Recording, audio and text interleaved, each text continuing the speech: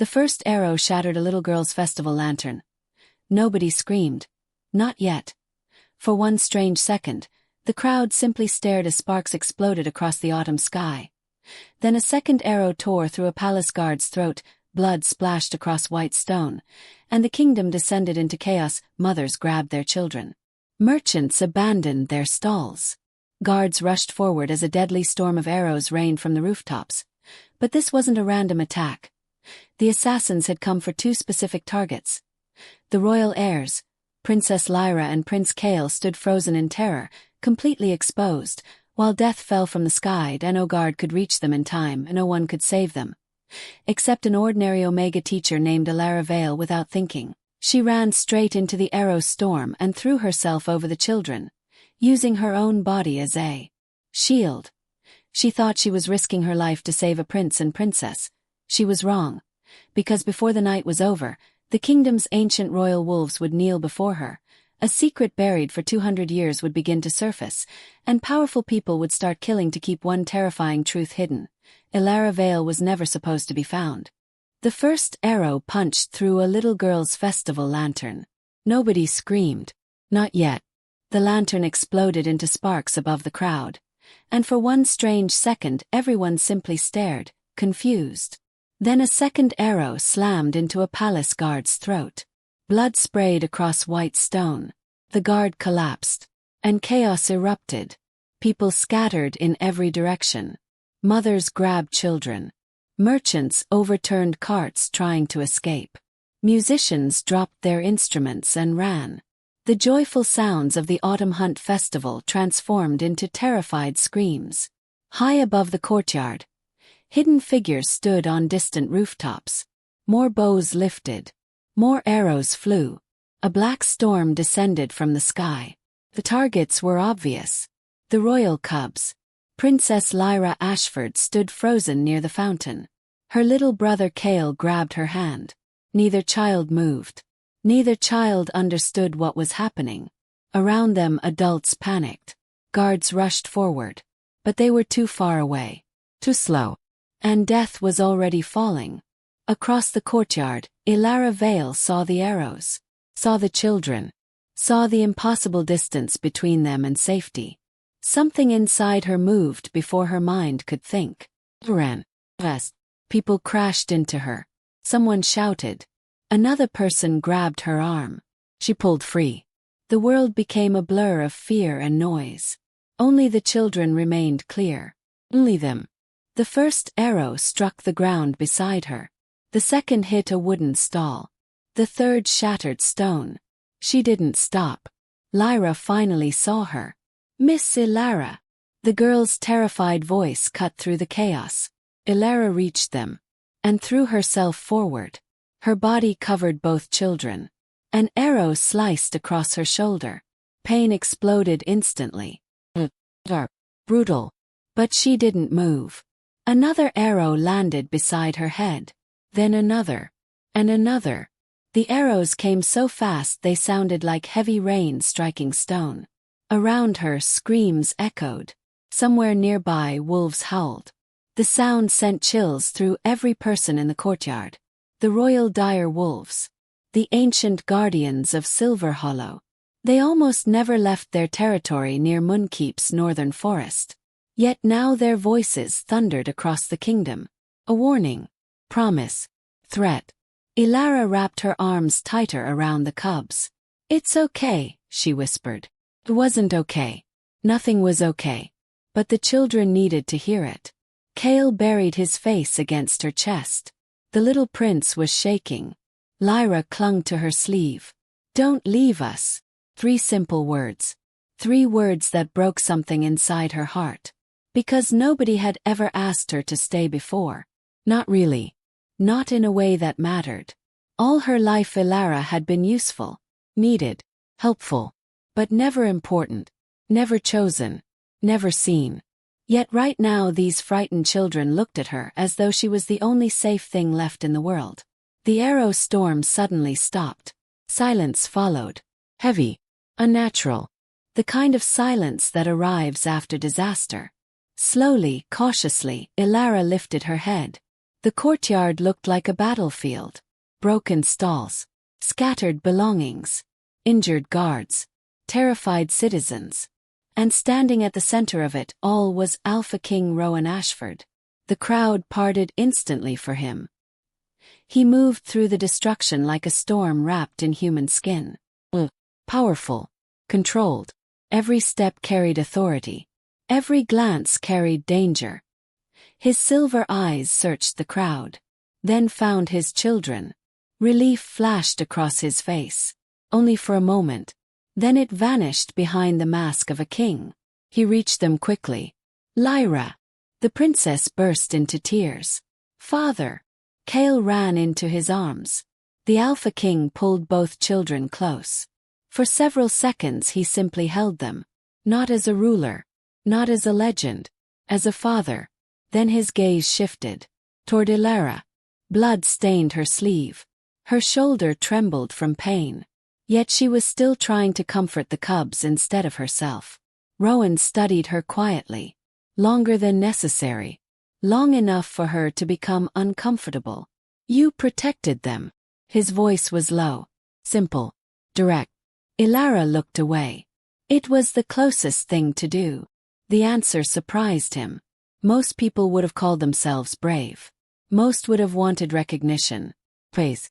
Attention. She sounded almost embarrassed. As if saving royal heirs was an ordinary task. Something about that stayed with him. Before he could speak again, Captain Garin approached. We found several attackers dead, Your Majesty. Rowan's expression hardened. Dead. They killed themselves before capture. The Alpha King's jaw tightened. That meant planning, organization, conspiracy. This wasn't random violence. Someone wanted the royal heirs dead. Someone powerful. Someone close enough to know festival security. For the first time that day, genuine concern touched Rowan's eyes. Because enemies outside the kingdom were predictable. Enemies inside the kingdom were far more dangerous. Meanwhile, palace healers escorted Elara toward Moonkeep. She hated being the center of attention. Every corridor seemed filled with staring eyes. Whispers followed her. The Omega teacher. The woman who saved the cubs. The foolish girl who stood beneath falling arrows. By sunset she finally found peace inside a small healing chamber overlooking the palace gardens. Rain had begun to fall outside. Until Teddy. The storm matched her exhaustion. The healer finished wrapping her shoulder. You were lucky. Elara managed a weak smile. I don't feel lucky. The woman laughed softly, then left. For the first time all day, Elara was alone. Or so she thought. A strange sound came from the doorway. A low rumble. Not threatening. Not angry. Curious. Elara turned. And froze. A massive silver dire wolf stood there. The oldest royal guardian. The wolf was enormous. Larger than most horses. Moonlight reflected from silver fur. Ancient golden eyes watched her carefully.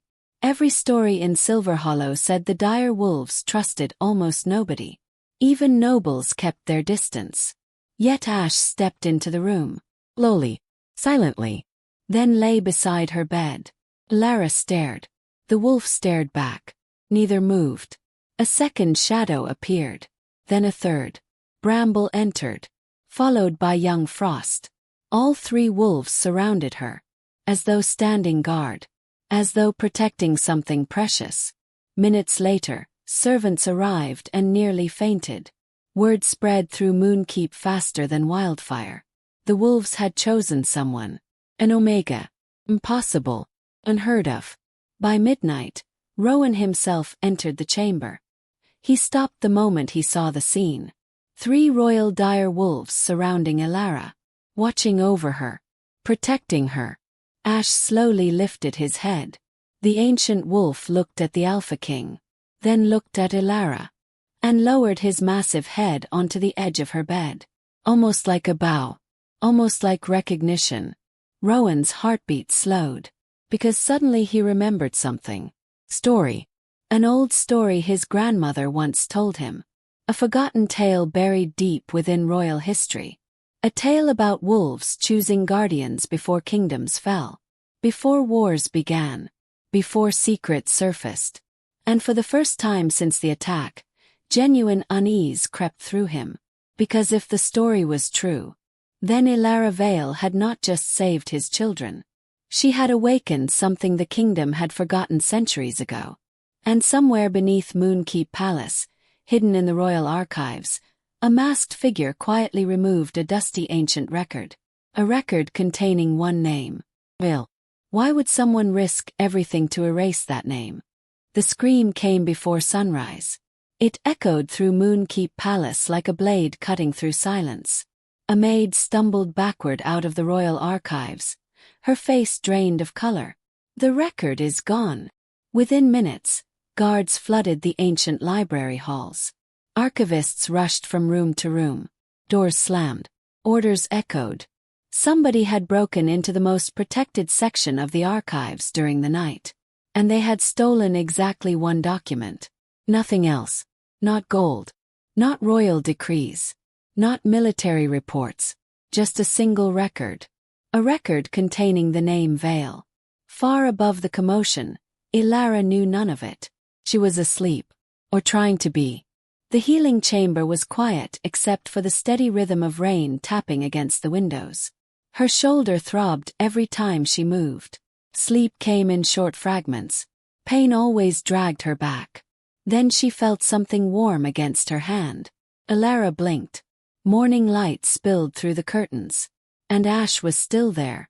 The giant silver wolf had not moved all night. His massive head rested beside her bed. Golden eyes watched her carefully, almost protectively. You stayed. The wolf huffed softly, as if the answer should have been obvious. A second movement caught her attention. Bramble lay curled near the fireplace. Frost slept against the door. The 3 royal wolves had surrounded her room completely. Elara stared in disbelief. This wasn't normal. Nothing about this was normal. Everyone in Silverhollow knew the royal wolves answered only to the royal bloodline. Even nobles rarely approached them. Yet here they were, guarding an Omega teacher. The door opened. A healer entered carrying fresh bandages. The woman froze instantly. Oh! Her eyes widened. They're still here. Apparently. The healer swallowed nervously. No one can move them. Elara frowned. What do you mean? The handlers tried. The healer laughed nervously. They refused. Ash lifted his head. A low growl vibrated through the room. The healer immediately stepped back. See? Elara almost smiled despite herself. The wolf wasn't threatening anyone. He simply wasn't leaving. And somehow that felt different. Almost personal. A knock interrupted the strange moment. The door opened again. This time 2 small figures rushed inside. Miss Elara. Lyra launched herself toward the bed. Kale followed immediately. The wolves watched carefully. But none of them reacted. As if they had already decided the children belonged there. Lyra's eyes filled with tears. You got hurt because of us. Elara's heart squeezed painfully. The princess looked so guilty. Small. No. Elara gently touched her hand. I got hurt because bad people made bad choices. Kale stared at the bandages. Did it hurt? A little. A lot. The little prince crossed his arms. You can tell the truth. Despite everything, Elara laughed. The sound surprised even her. For a moment the fear disappeared. The pain faded. And the room felt warm. Like family. The thought startled her. Because family was something she'd never truly had. Not like this. Not people who chose to stay. Not people who worried. The door opened once more.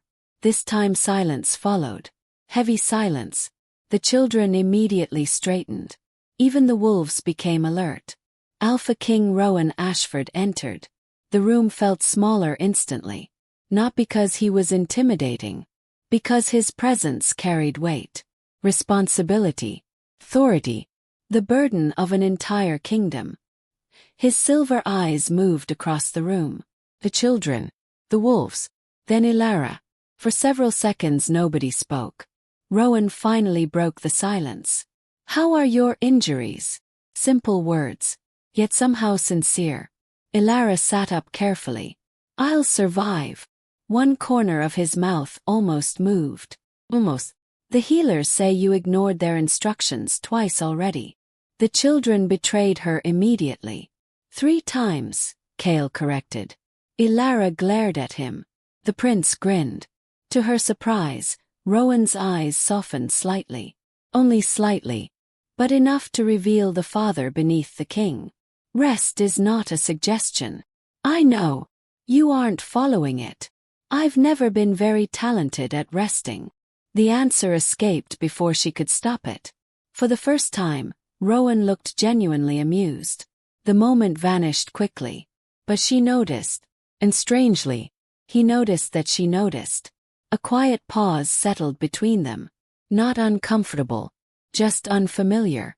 Then Ash suddenly stood. Every person in the room froze. The giant wolf crossed directly toward Rowan. The Alpha King remained perfectly still. Ash stopped beside him, then turned, looked at Elara, looked back at Rowan, then sat down between them. The room became silent. Even the children stopped breathing. Because everyone understood something strange had just happened. The wolf was making a statement. Nobody knew what it meant. But Ash clearly did. Hours later, the palace buzzed with rumors. Servants whispered in kitchens. Guards exchanged theories. Nobles speculated endlessly. Some claimed Elara carried ancient magic. Others insisted she must have royal blood. A few suggested darker explanations. And those rumors reached Chancellor Varric Thorn before noon. The powerful noble listened quietly as his aide finished speaking. The wolves refused to leave her side. Thorn's expression didn't change. But something dangerous flashed behind his eyes. And the missing record. "Gone, Chancellor." Silence. Long. Cold. Finally Thorn rose from his chair. Rain streaked the windows behind him.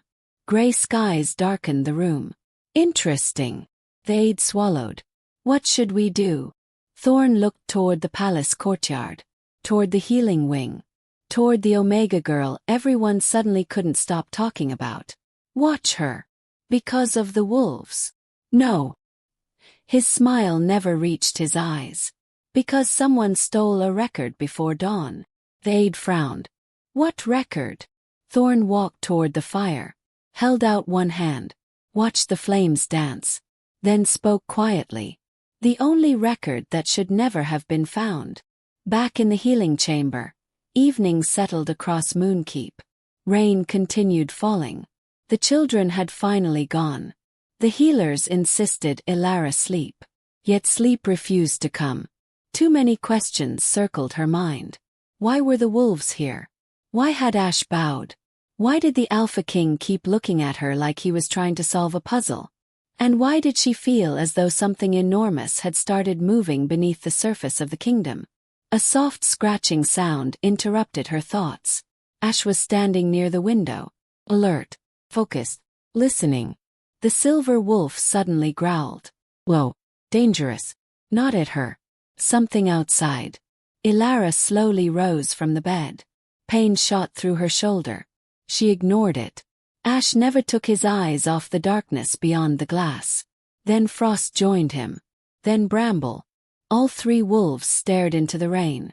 Every hair along their backs stood upright. Elara's pulse quickened. The wolves sensed something. Or someone. Lightning flashed across the sky. For a brief second, the palace gardens lit up. And Elara saw a figure standing among the trees. Watching her window. Watching her room. Watching the wolves. Then the darkness returned. The figure vanished. But Ash's growl only grew deeper. And far below the palace, hidden beneath centuries of stone, an unknown hand opened a stolen document. A faded symbol appeared on the first page. Beside the name Vale. A symbol that had supposedly disappeared from Silver Hollow history 200 years ago. A symbol belonging to the lost Omega Council. The same council that someone had spent generations trying to erase. But why?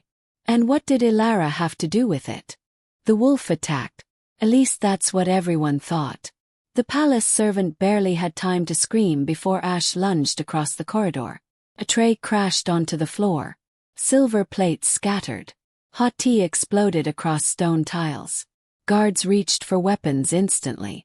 Stand back. Swords flashed from their sheaths. The servant stumbled backward in terror. Ash's massive body flew past her, straight toward a young palace messenger. The boy froze. Everyone expected blood. Instead, Ash slammed into the messenger's chest and knocked him flat onto the floor. A folded letter slipped from the boy's sleeve. The moment it hit the ground, Ash planted one enormous paw directly on top of it. Silence. The entire corridor froze. The wolf wasn't looking at the boy. He was staring at the letter, growling. Low, dangerous, intentional. Captain Garin arrived seconds later. What happened? Nobody answered. 'Cause nobody understood. The royal wolf was guarding a piece of paper. The messenger's face had turned pale. Too pale. Like a man whose secret had just escaped. Garin slowly picked up the letter.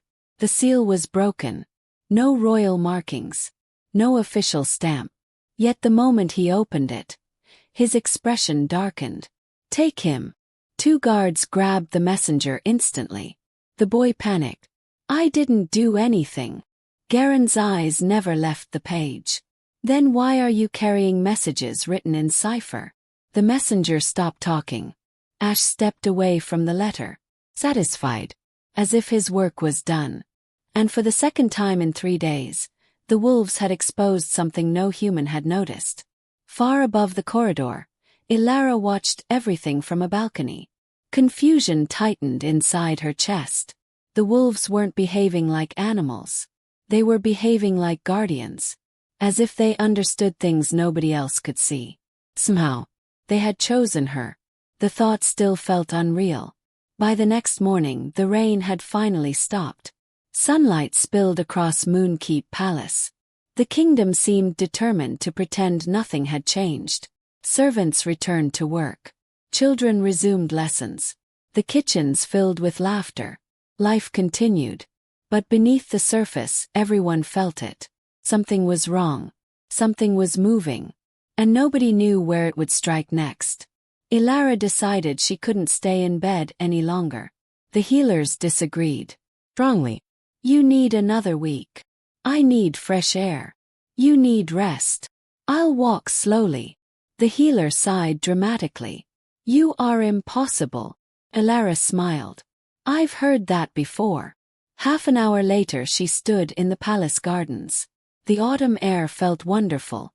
Golden leaves drifted from ancient trees. Birds sang from distant branches. For the first time since the attack, she felt almost normal. Then she noticed she wasn't alone. Ash followed 3 steps behind her. Bramble followed Ash. Frost followed Bramble. Like a bizarre furry parade. Elara stopped. The wolves stopped. They turned. They stared back.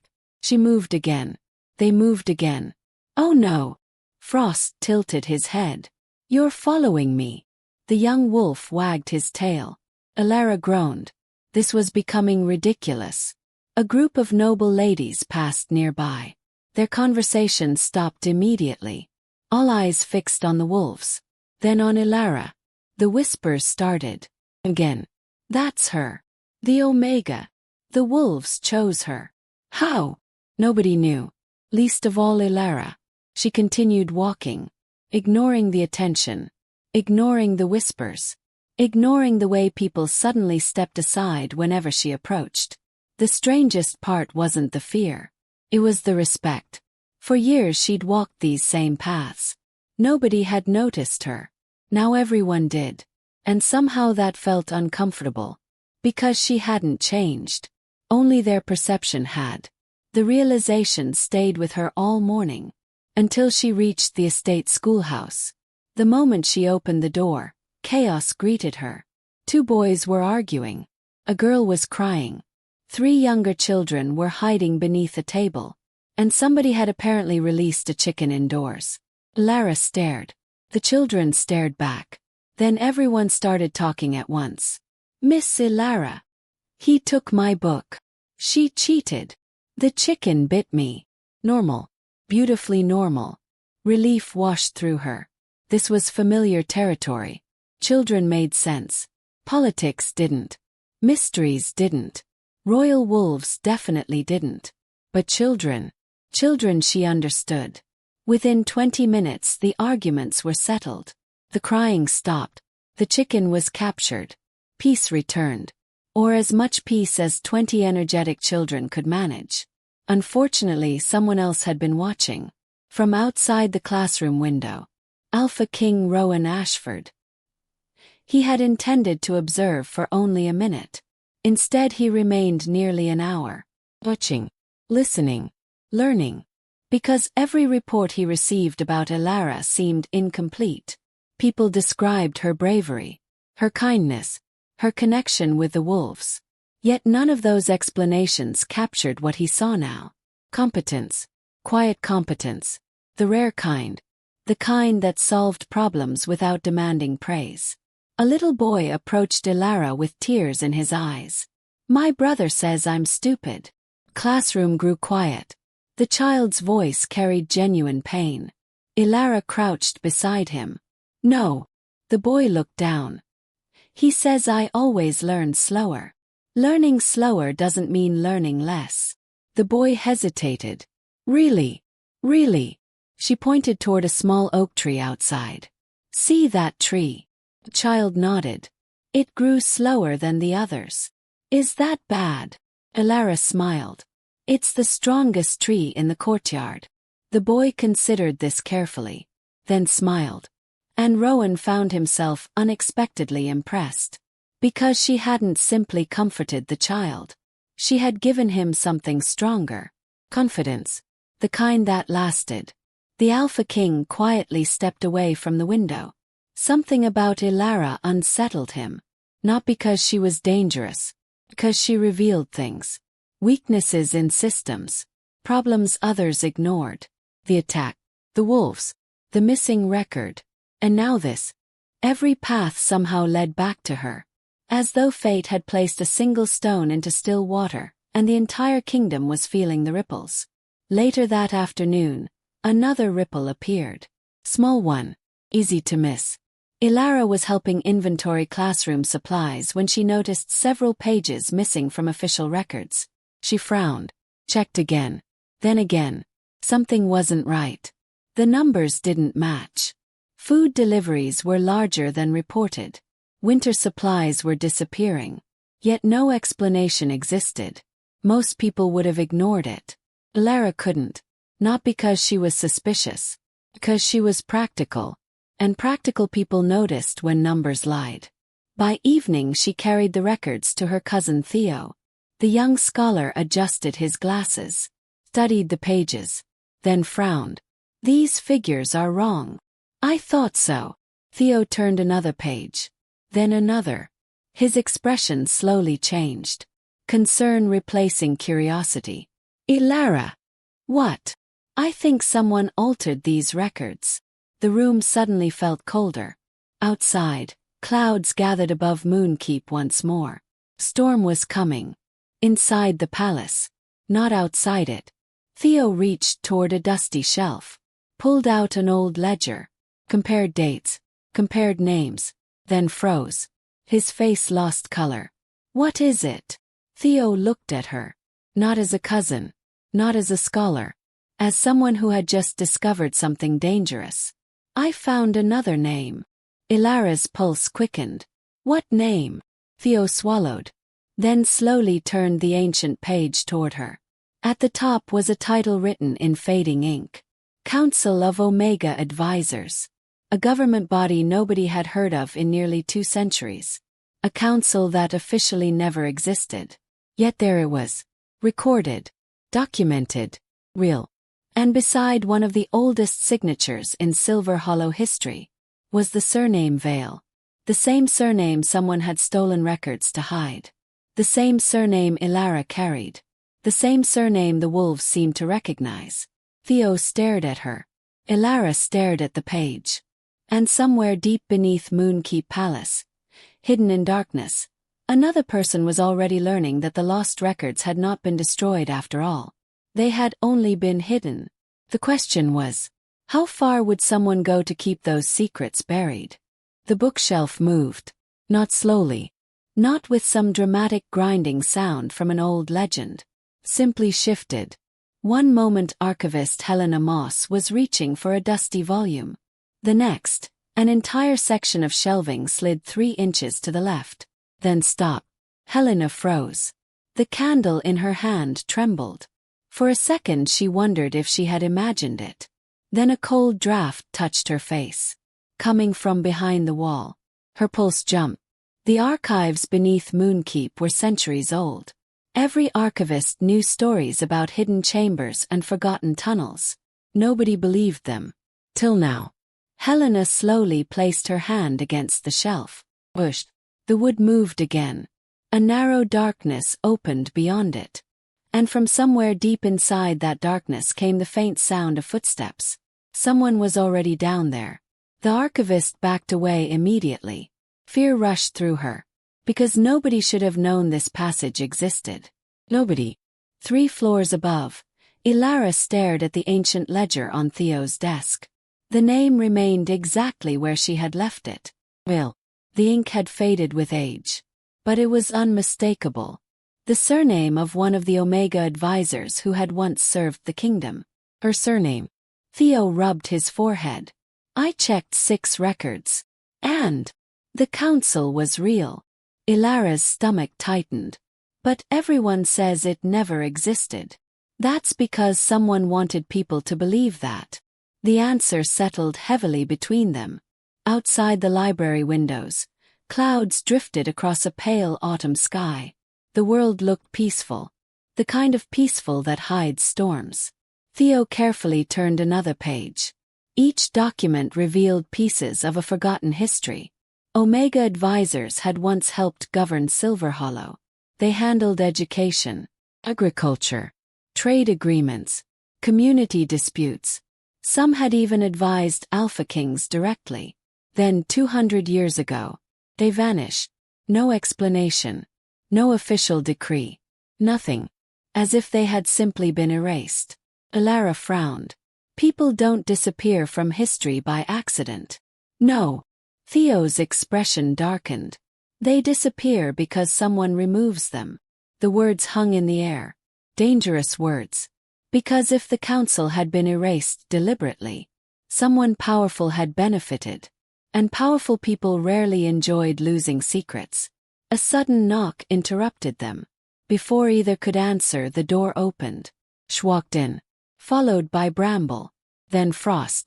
The wolves moved with unusual purpose. Not playful. Not curious. Focused. Every muscle in Ash's massive body looked tense. Elara immediately noticed. Something was wrong. The silver wolf approached the desk. Lowered his nose toward the old ledger. And growled. The sound vibrated through the room. Theo nearly dropped the book. What does that mean? Elara shook her head. I don't know. But she had a feeling. The wolves always reacted when they encountered something connected to the lost history. Almost as if they recognized it. Almost as if they remembered. The idea sounded impossible. Yet impossible things kept happening. Ash suddenly turned. Without warning, he walked toward the door. Up. Looked back at Elara. Then walked again. Waiting. Expecting. Theo blinked. Is he trying to show us something? The wolf stared directly at Elara. As if answering. For a long moment nobody moved. Then Elara sighed. Well. He stood. Apparently we're following a wolf. Moonkeep Palace seemed different when walking beside a royal dire wolf. People moved out of the way instantly. Servants stopped talking. Guards watched carefully. Nobody questioned Ash. Nobody dared. The wolf led them through corridors rarely used by palace residents. Past abandoned storage rooms. Past forgotten staircases. Past sections of the palace older than recorded history. The deeper they went, the quieter everything became, until even the sounds of daily life disappeared. Finally Ash stopped outside a heavy wooden door, an archive annex, one of the oldest sections of Moonkeep. Helena Moss stood waiting there. Her face looked pale, far too pale. When she saw Elara, relief flooded her eyes. Good. The archivist stepped forward. You need to see this. Theo immediately sensed trouble. What happened? Helena glanced toward the door, then lowered her voice. I found a hidden passage. Nobody spoke. The sentence itself felt unreal. A passage. Helena nodded. Inside the archives. Theo stared. Elara felt her pulse quicken. The archivist swallowed. And someone was inside. The corridor suddenly felt colder. When? Elara asked. This morning. Did you see them? No. Helena shook her head. But I heard footsteps. Fear lingered beneath every word. Real fear. Not imagination. Not nervousness. Someone had been moving through secret tunnels beneath Moonkeep Palace. Someone who knew exactly where to go. Ash released another low growl. The wolf was staring at the archive door. Waiting. Watching. Helena slowly unlocked it. The ancient hinges groaned open. Darkness waited beyond. The air smelled of old paper and dust. Nobody wanted to enter first. Ash solved the problem. The wolf simply walked inside. The hidden chamber lay beneath the archive itself. A narrow stone staircase descended into darkness. Candles illuminated only fragments of the walls. Ancient symbols covered the stone. Faded. Weathered. Forgotten. Elara ran her fingers along one carving. Something felt familiar. Then she froze. A symbol. She had seen it before. In the stolen records. In the old ledger.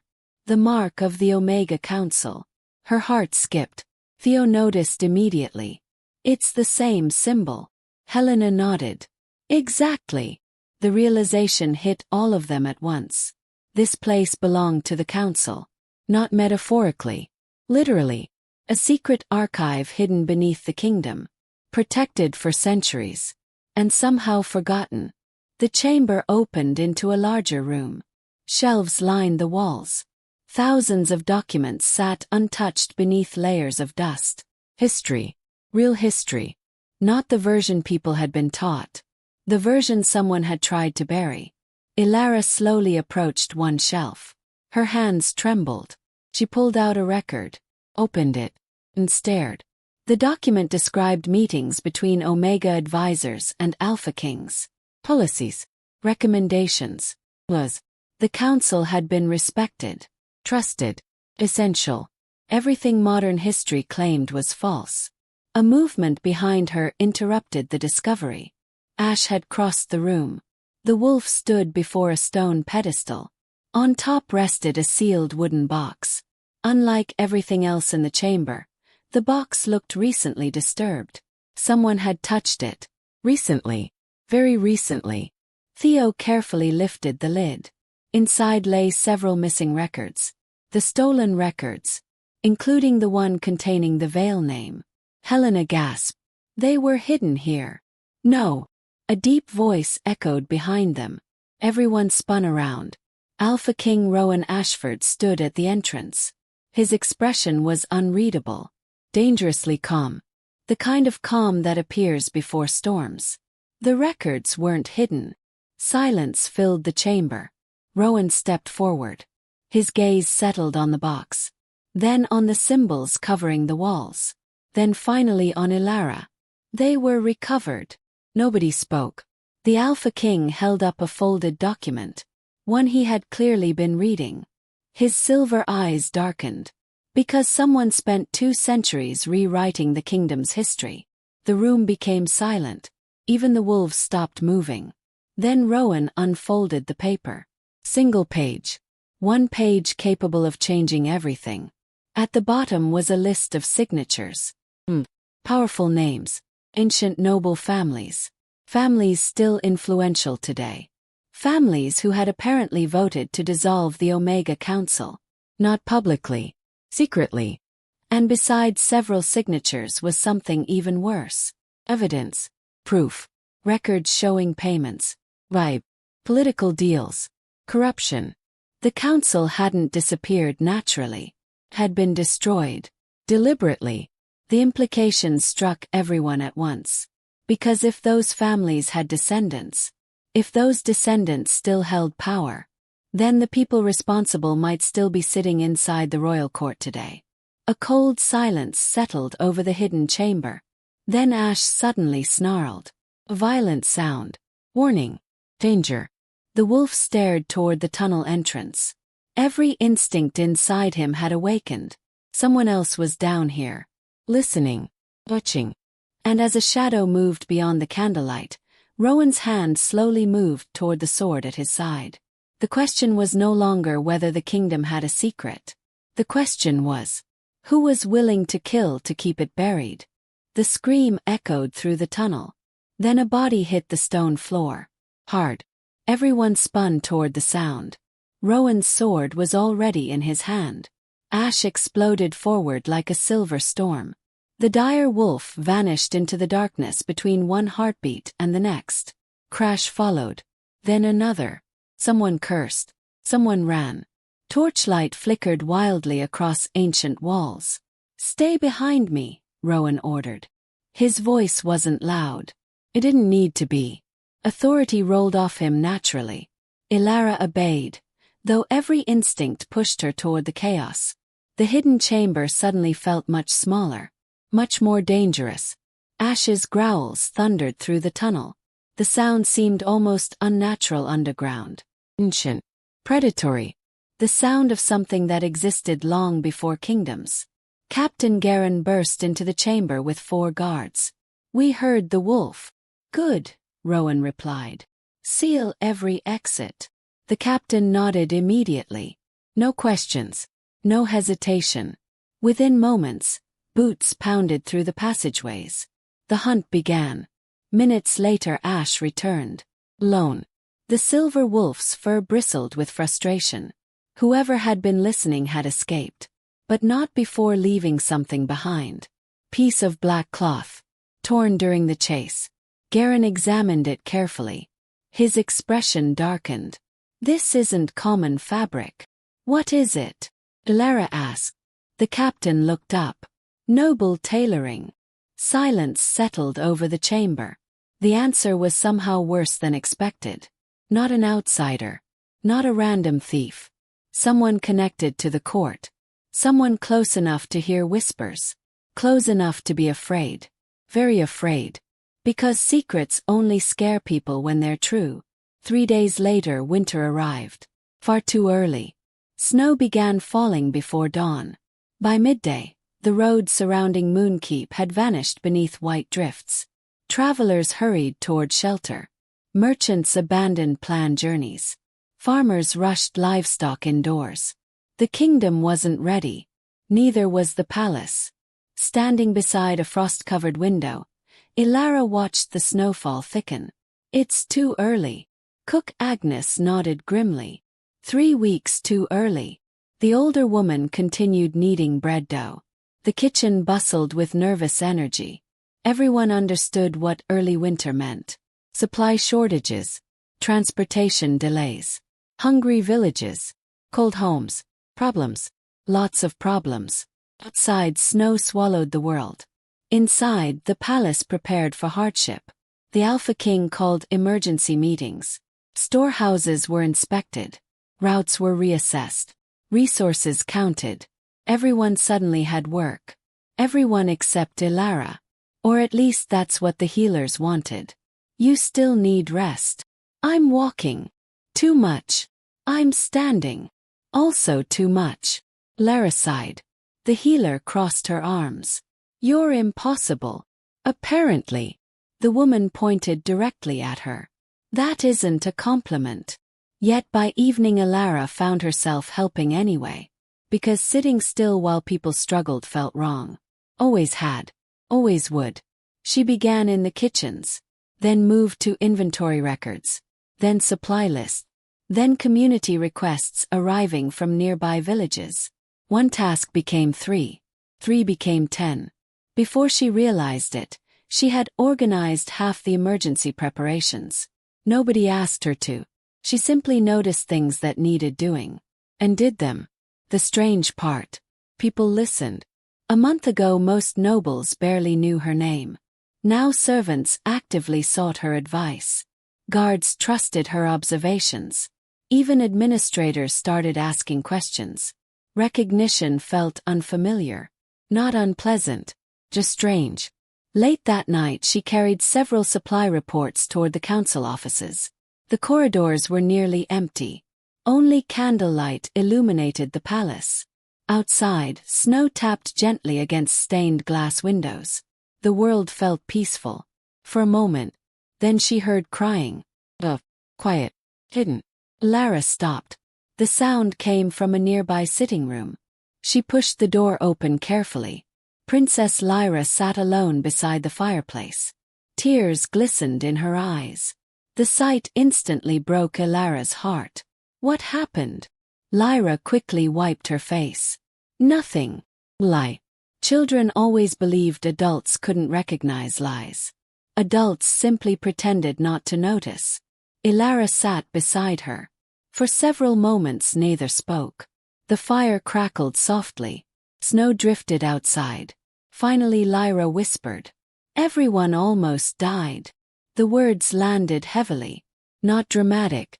Not exaggerated. Honest. The attack still haunted her. Of course it did. She was only 9. I keep thinking about it. Lara nodded. I know. What if they come back? The question trembled between them. Fear. Pure fear. The kind children carried silently because they didn't know how to name it. Elara considered her answer carefully. Then she said the truth. I don't know. Lyra looked surprised. Most adults rush to promise safety. Guarantees. Impossible certainty. Elara offered none. But I know this. The princess waited. You won't face it alone. Something softened inside the little girl. The fear didn't disappear. But it became lighter. Easier to carry. Sometimes that was enough. Across the palace, Rowan stood inside his office staring at maps. His advisors had left hours ago. The fire burned low. Exhaustion weighed heavily on him. Winter always brought responsibility. This winter brought secrets too. The hidden chamber. The stolen records. The unknown spy. Everything felt connected. He simply couldn't see how. A knock interrupted his thoughts. Enter. The door opened. Captain Garin stepped inside. We've finished the supply audit. Rowan glanced up. And? The captain handed over several reports. The numbers match. Relief almost appeared. Then Garin added one more sentence. Except the ones Elara identified. The Alpha King paused. What do you mean? The missing supplies. Garin pointed toward the records. She was right. Rowan studied the pages. Food deliveries had vanished. Winter reserves had been altered. Someone had manipulated official inventories. Again. Another irregularity. Another problem noticed by the same woman. His jaw tightened. Because coincidences had limits. And Elara kept uncovering things others missed. Not because she was searching. Because she paid attention. The realization stayed with him long after Garin left. Hours later Rowan crossed the palace courtyard alone. Snow covered everything. Moonkeep looked almost magical beneath moonlight. Peaceful. Silent. The illusion lasted until he reached the eastern garden. There he stopped. Someone stood among the falling snow. Lara. She didn't notice him. She sat beneath a stone pavilion wrapped in a wool blanket. Ash rested beside her. Bramble nearby. Frost sleeping at her feet. The wolves looked content. Comfortable. Home. Rowan watched quietly. Not because he intended to. Because something about the scene held him still. No politics. No expectations. No titles. Just a woman sharing silence with creatures who trusted almost nobody. Then Elara laughed softly at something Frost did. The sound carried through the cold air. Simple. Warm. real. For reasons he couldn't explain, Rowan felt something loosen inside his chest. A tension he'd carried for years. A loneliness, perhaps. The feeling vanished quickly. But not before he noticed it. And not before it unsettled him. Because he wasn't supposed to notice things like that anymore. Not after losing his Luna. Not after years spent burying parts of himself beneath duty. Yet here he was, watching, thinking, wondering. And somewhere in the darkness beyond the garden walls, another pair of eyes watched too. Hidden, patient, dangerous. The figure stood among snow-covered trees, observing Elara, observing the wolves, observing the king.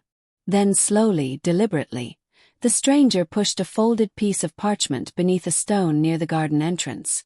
Message, a warning, or perhaps a threat. Before disappearing into the storm. The note would not be discovered until morning, when it was only 6 words would be written inside. Stop searching. Or she dies next. Who had finally decided Elara Vale was becoming too dangerous to leave alive. The note was still in Rowan's hand when the table shattered. Crack. The heavy oak desk split beneath the Alpha King's grip. Every advisor in the room jumped. Nobody spoke. Nobody moved. Because the calmest man in Silver Hollow almost never lost control. And when he did, people listened. The torn pieces of parchment lay scattered across the floor. 6 simple words. Stop searching.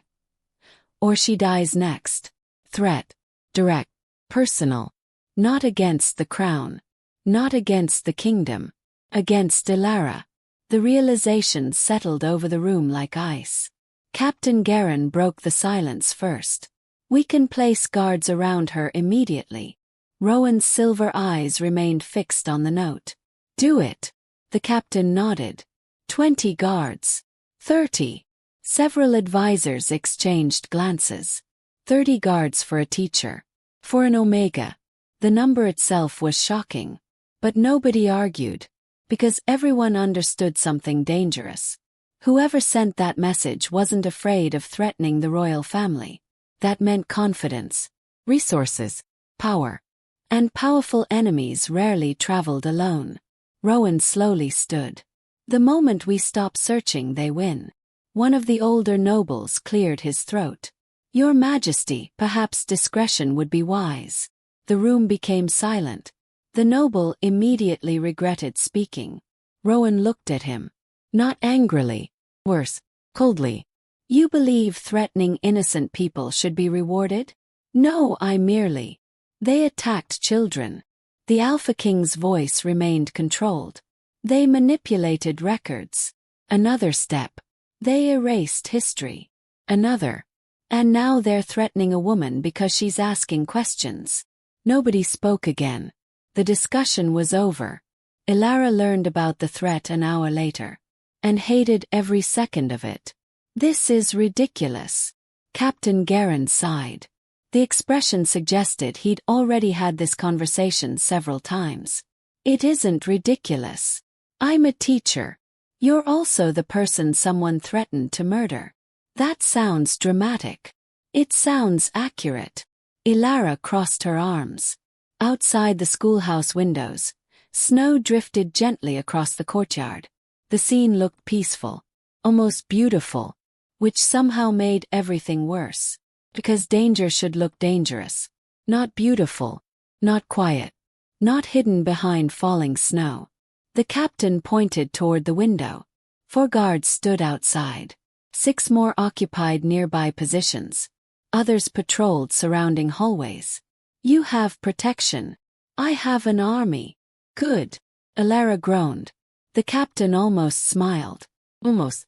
Unfortunately, the guards weren't the only change. The wolves had become worse. Much worse. Ash now followed her everywhere. Freewhere. The kitchen. The classrooms. The library. Even short walks through the gardens. Elara stopped. Ash stopped. She turned around. He was there. Watching. Protecting. Refusing to leave.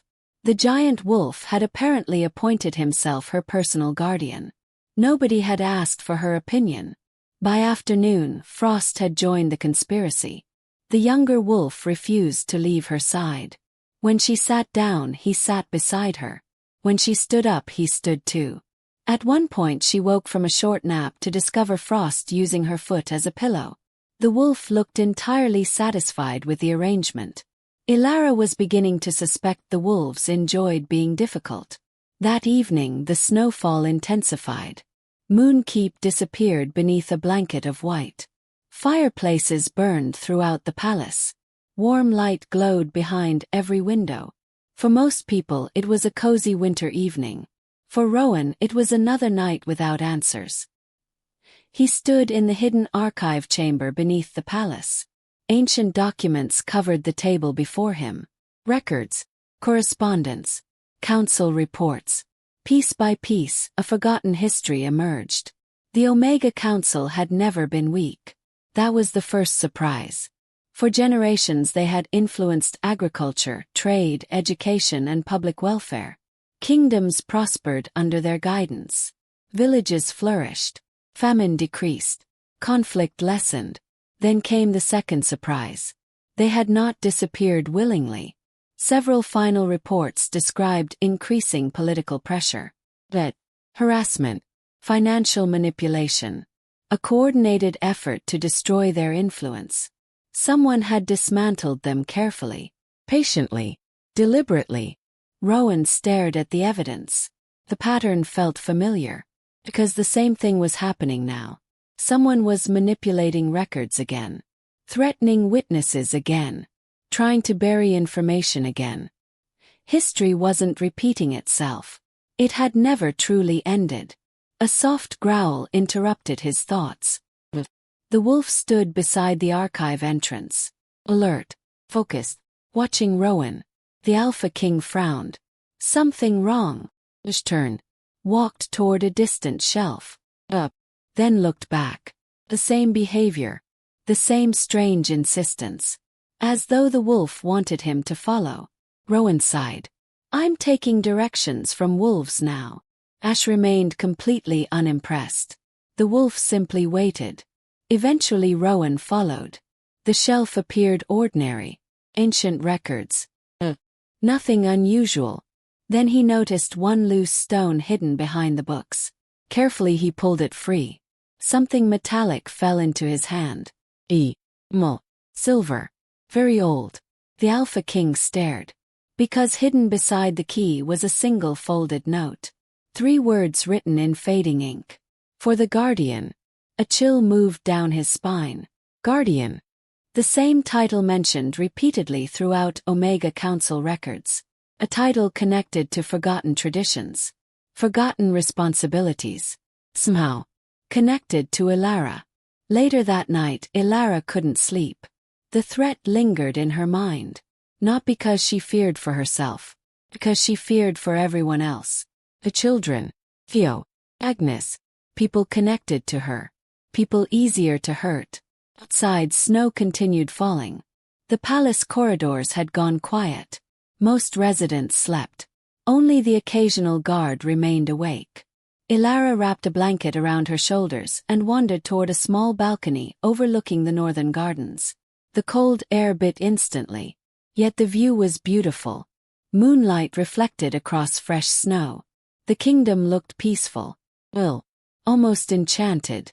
For a few precious minutes, she simply stood there. Breathing. Thinking. Trying to remember what normal felt like. Then a voice spoke behind her. You should be sleeping. Elara jumped. Rowan stood in the doorway. The Alpha King looked almost different at night. Less king. More man. The distinction surprised her. So should you. A faint smile touched his face. Fair. The silence that followed felt comfortable. Unexpectedly comfortable. Together they watched snow drift through moonlight. Neither rushed to speak. Neither felt the need. Finally Rowan broke the quiet. Most people would have left. Elara glanced toward him. What do you mean? After the threat. She looked back toward the gardens. I considered it. The honesty surprised him. But. Elara hesitated. Then answered truthfully. Children still need teachers. Something shifted behind Rowan's eyes. Respect. Again. The same quiet respect growing between them. Not romance. Not yet. Something stronger. Trust beginning to take root. Then Ash suddenly appeared from nowhere. The wolf moved onto the balcony. Every muscle in his body became rigid. A low growl emerged from his throat. Both Elara and Rowan froze. Ash never reacted without reason. The wolf stared toward the distant tree line beyond the palace walls. Focused. Dangerously focused. Rowan followed his gaze. First he saw nothing. Only snow. Darkness. Winter. Then movement. Shadow. Standing perfectly still among the trees. Watching the palace. Watching them. And when lightning flashed across the sky, the stranger's face became visible for a single heartbeat. Just long enough. Long enough for Rowan to recognize him. Long enough for his blood to run cold. Because the man standing beyond the walls was supposed to be dead. He had been dead for 20 years. So why was Lord Cedric Thorne, the noble who helped destroy the Omega Council, staring back at the palace from the snow? The dead man smiled. Not a ghost. Not a shadow. Not a trick of moonlight. A real smile. Cold. Knowing. Patient. Standing beyond the palace walls, surrounded by falling snow. For one impossible second, Rowan Ashford forgot how to breathe. His fingers tightened against the balcony railing. Beside him, Ash's growl deepened. The sound rolled from the wolf's chest like distant thunder. Elara immediately sensed something was wrong. Very wrong. She turned toward Rowan. His face had changed. The calm king was gone. What remained was a man staring directly into a nightmare. Rowan! The use of his name slipped out before she realized it. Neither of them noticed. Neither cared. The Alpha King's eyes never left the distant figure. Impossible! The word barely escaped his lips. Snow swirled through the darkness. Lightning flashed again. For a brief second the stranger became visible. Then vanished. As if the storm itself had swallowed him. Rowan moved instantly. Guards! The roar echoed through the courtyard. Torches appeared. Doors slammed open. Soldiers flooded the palace grounds. Within minutes dozens of warriors searched the forests surrounding Moonkeep. They found nothing. No footprints. No scent. No trace. Only untouched snow. And somehow that felt worse. Much worse. Because a man couldn't simply disappear. Unless he knew exactly how to avoid being found. Or unless someone inside the palace was helping him. An hour later Rowan stood inside his private war room. Only Garen remained with him. Maps covered the table. Old reports lay scattered across the surface. The Alpha King hadn't sat down once. You recognized him. It wasn't a question. The captain already knew. Rowan stared into the fireplace. Lord Cedric Thorne. Garen's expression hardened. The name carried history. Dark history.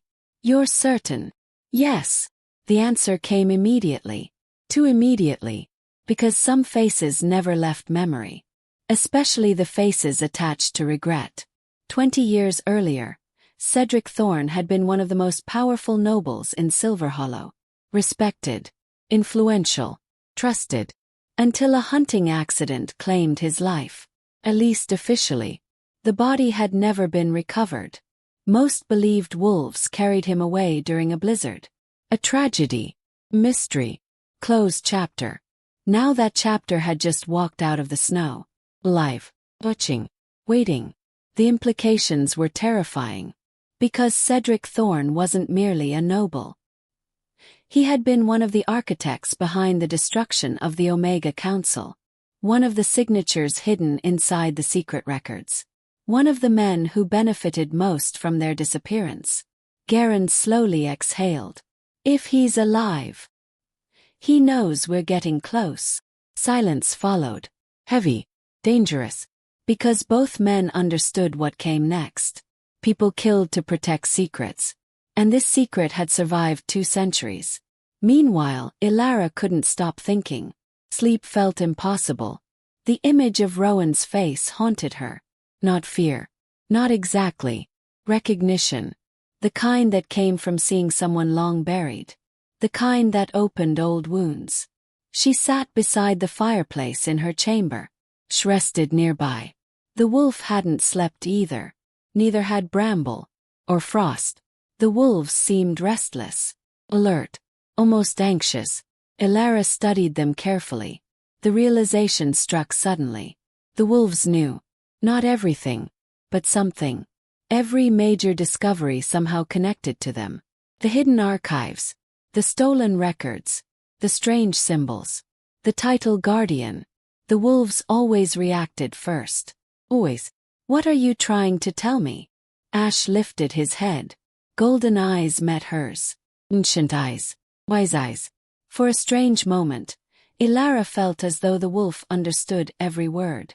Then he stood. Crossed the room. And nudged something beneath her bed. A wooden box. Dust-covered.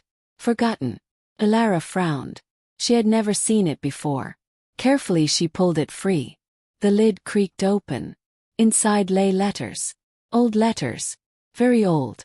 Her heartbeat quickened. Each envelope carried the same seal. The symbol of the Omega Council. Her hands trembled. Because one name appeared repeatedly throughout the correspondence. Ariana Vale. The letters belonged to her grandmother. The grandmother Elara had never met. The grandmother nobody talked about. The grandmother whose existence seemed to disappear whenever questions were asked. Slowly she opened the first letter. And everything changed. The handwriting was elegant, precise, confident. Ariana Vale had not sounded like a forgotten Omega. She sounded like a leader, a respected advisor, a woman accustomed to being heard. Elara turned page after page. Learning. Discovering. Understanding. The Omega Council had not merely advised kings. They had protected something. A responsibility passed through generations. A secret older than Silver Hollow itself. The letters repeatedly mentioned a phrase. The Guardian line. Again. And again. And again. Elara's pulse raced. Then she reached the final page. A warning written in darker ink. As if the writer had been afraid.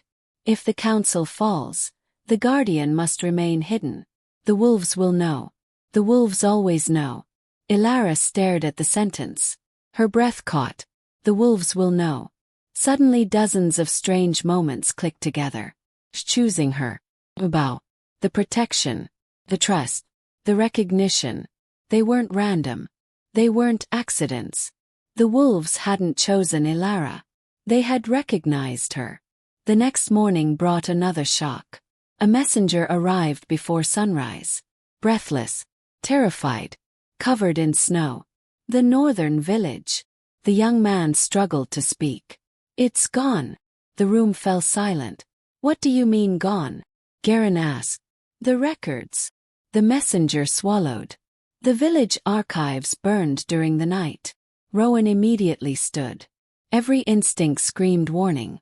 Because this wasn't coincidence. The northern archives contained historical census records, family histories, property documents, generational records. Exactly the type of information someone would destroy. The type connected to the investigation. The type connected to the Vales. By noon Rowan, Garen, Elara, and several guards arrived at the village. Smoke still drifted from blackened ruins.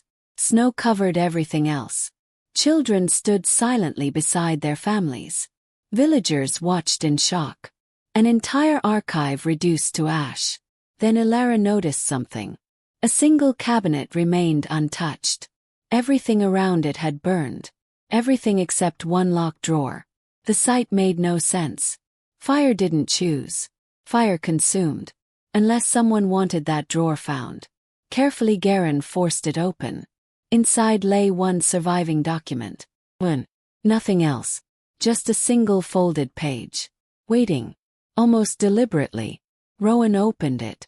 His expression changed instantly. What is it? Elara asked. The Alpha King looked at her. Then handed over the paper. At the top was a family tree. The Vale family tree. And beside Ariana Vale's name was a note written decades ago.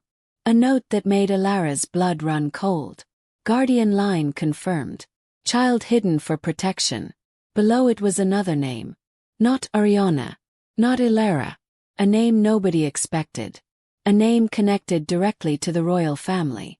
And as Rowan read it again, the terrible truth began taking shape. Because according to the surviving record, Elara Vale wasn't merely descended from the Guardian line.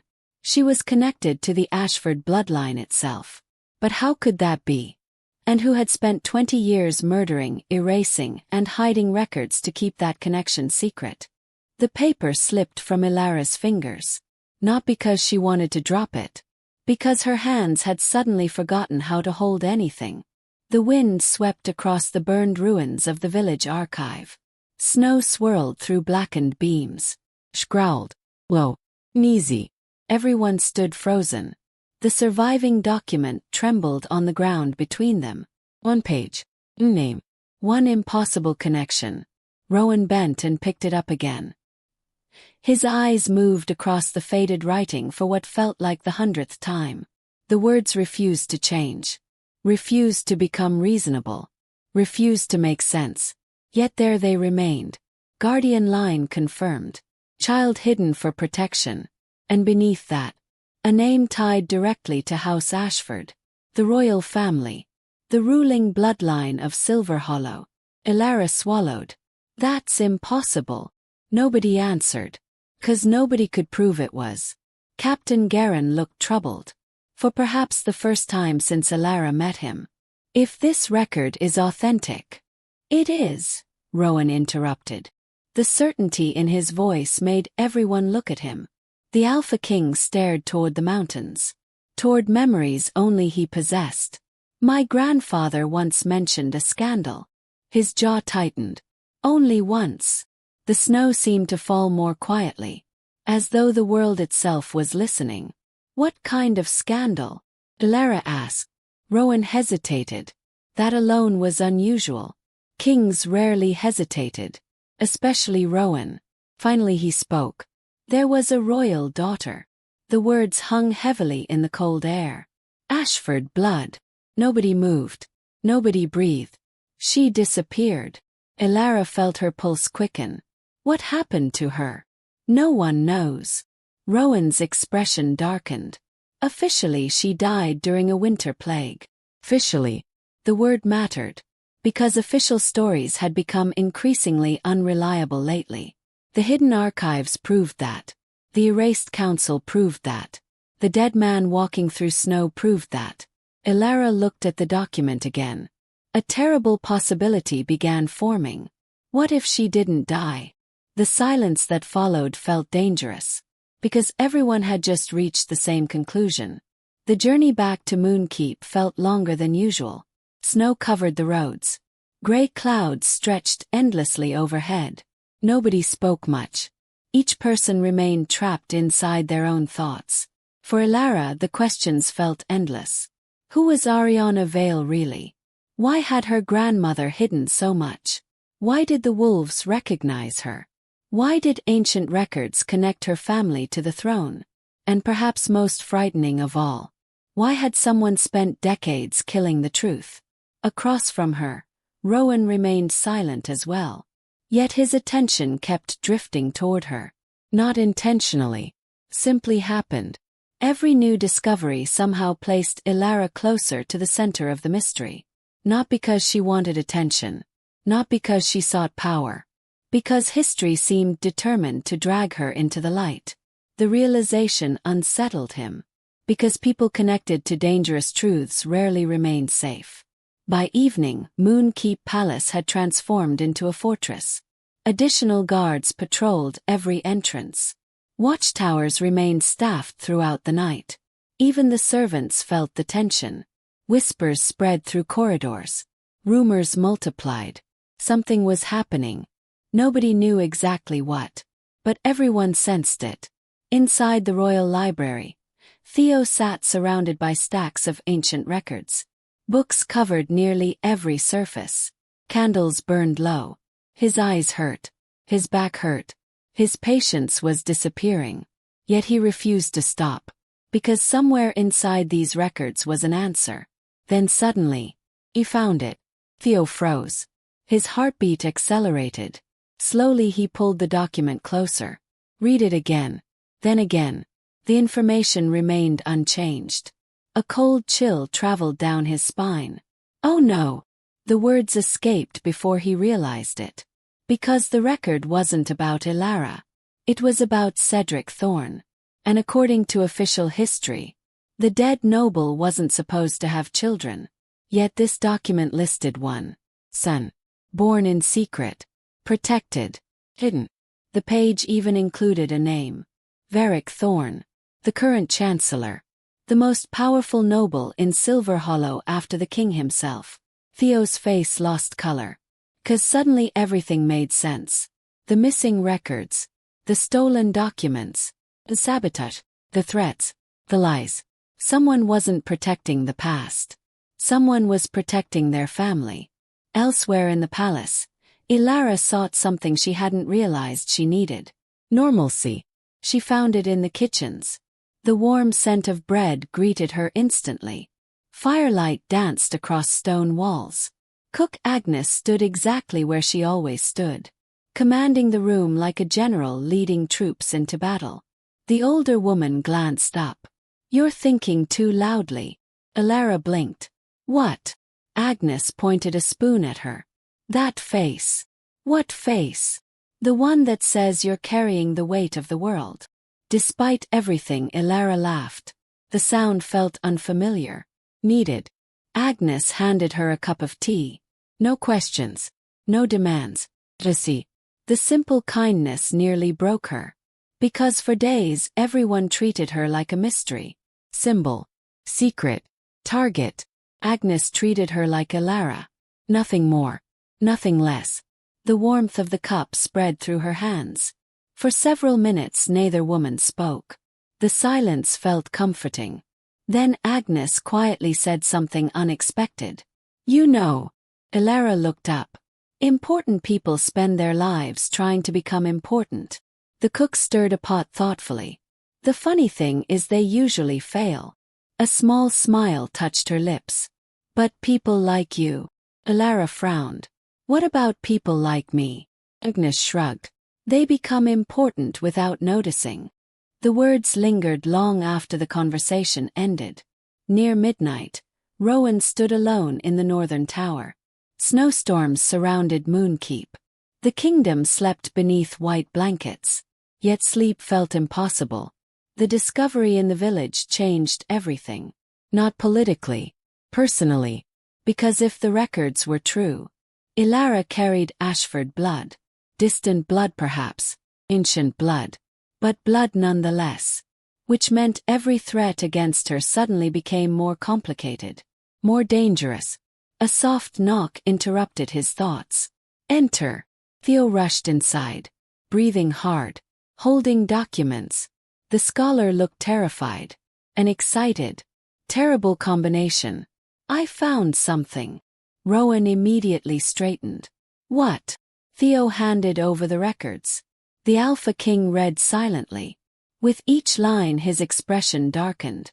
Then hardened. Then became something far more dangerous. Understanding. "The Chancellor." Theo nodded. "He's Cedric Thorne's son." The room fell silent. Because both men understood the implications. The kingdom's most powerful noble wasn't merely involved. His family had started the conspiracy. And likely continued it. For 20 years. Maybe longer. Rowan slowly folded the document. His silver eyes turned cold. Winter cold. The kind of cold that arrived before war. Then a horn suddenly sounded from somewhere outside. Once. 3 times. An emergency signal. Both men rushed toward the window. Far below, palace guards were running. Torches blazed across the courtyard. Voices shouted. Chaos erupted. Something had happened. Then Garen's voice echoed from below. Urgent. Panic. Unlike anything Rowan had ever heard from his captain. "Your Majesty." The Alpha King leaned out the window. "What is it?" Garen looked up. Snow falling around him. fear written across his face. The Chancellor is gone. Silence. Dead silence. Then came the second sentence. The one that froze every person who heard it. And so is Elara. Who had taken her? And had the game finally become a hunt? Elara woke up to darkness. Not the peaceful kind. Not the sleep kind. The kind that swallowed sound. Her breath hit something cold. Metal. Her wrist jerked violently. Clink. Pain shot through her arm. Her eyes snapped open. She was sitting on stone floor. Freezing. A hood covered her vision halfway, but she could still see enough. Torchlight flickered nearby. Shadows moved. Voices spoke in low tones. Then she heard it. Familiar voice. Controlled. Dangerous in a way that made her stomach tighten. She's awake. The hood was ripped away. Elara blinked against sudden light. And froze. Because standing in front of her was Chancellor Varric Thorn. Not missing. Not gone.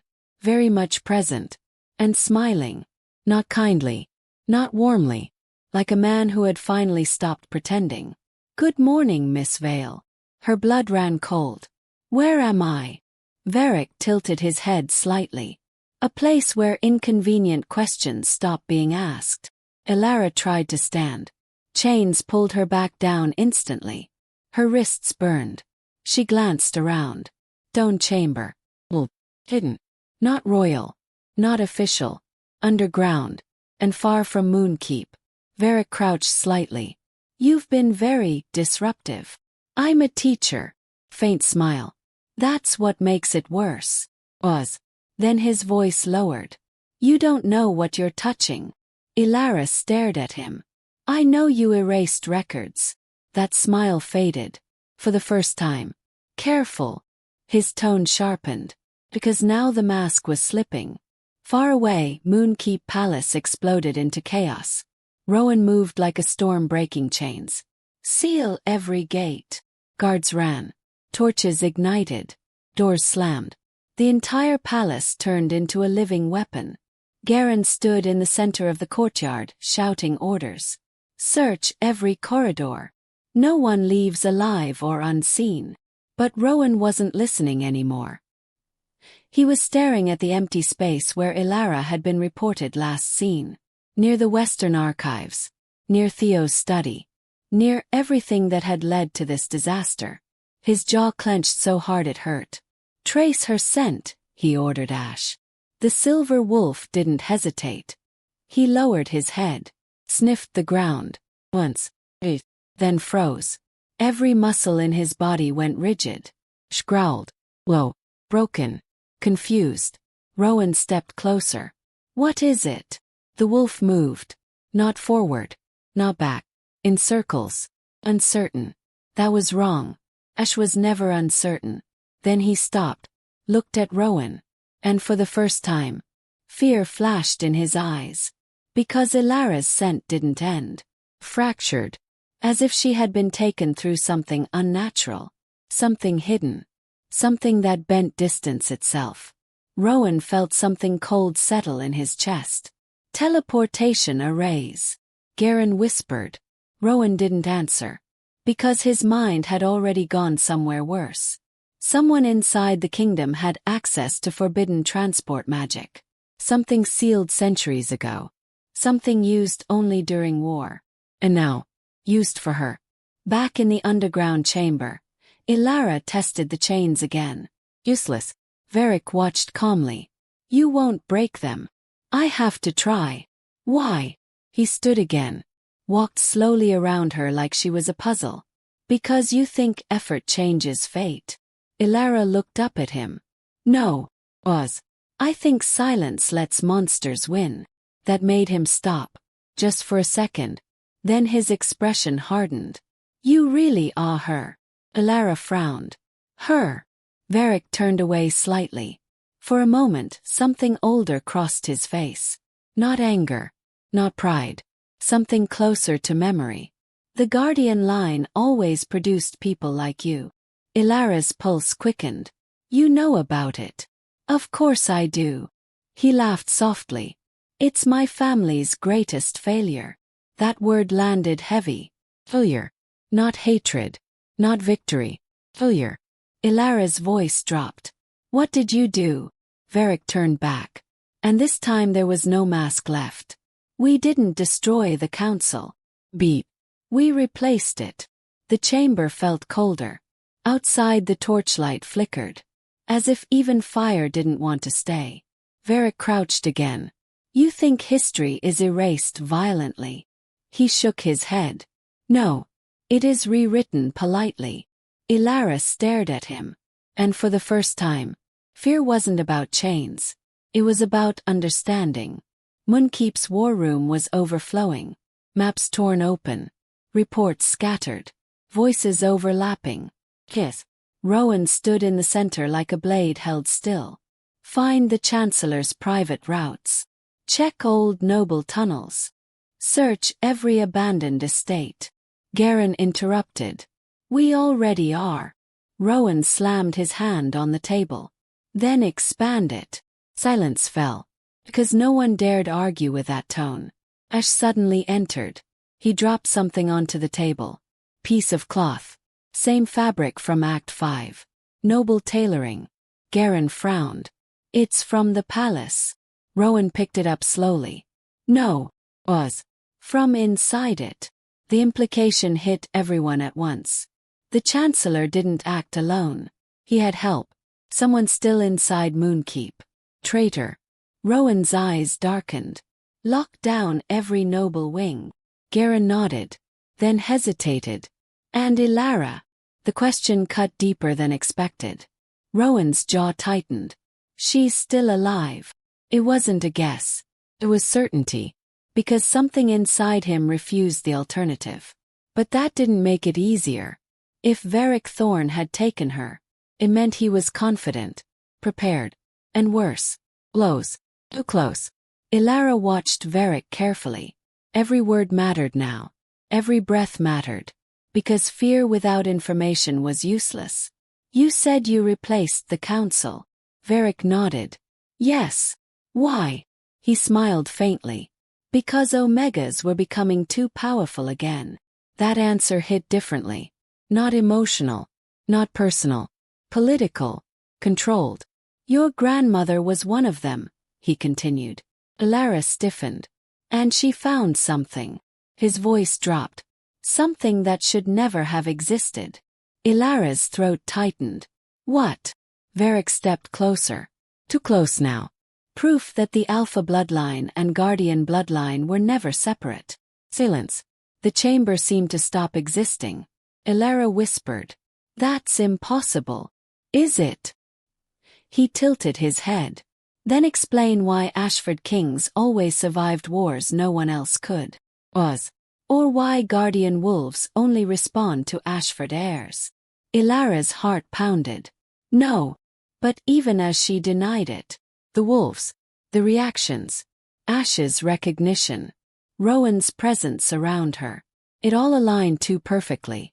Varric leaned in slightly. And now you're here. His voice softened, almost curious. Accident. Or correction. A distant sound echoed above. A step. Many. Rapid. Searching. Varric paused. Listen. Then smiled again. Oh. He stood. They found us faster than expected.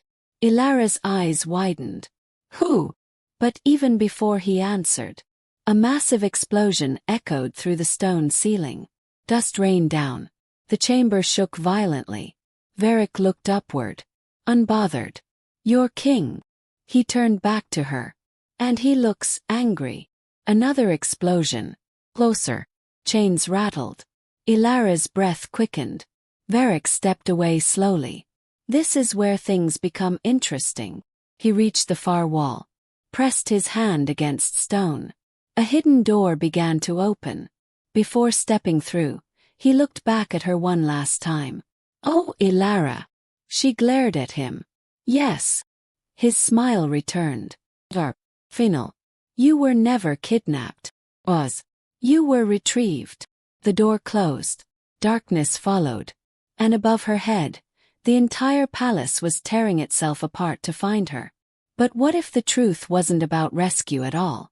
What if it was about awakening something she was never meant to remember?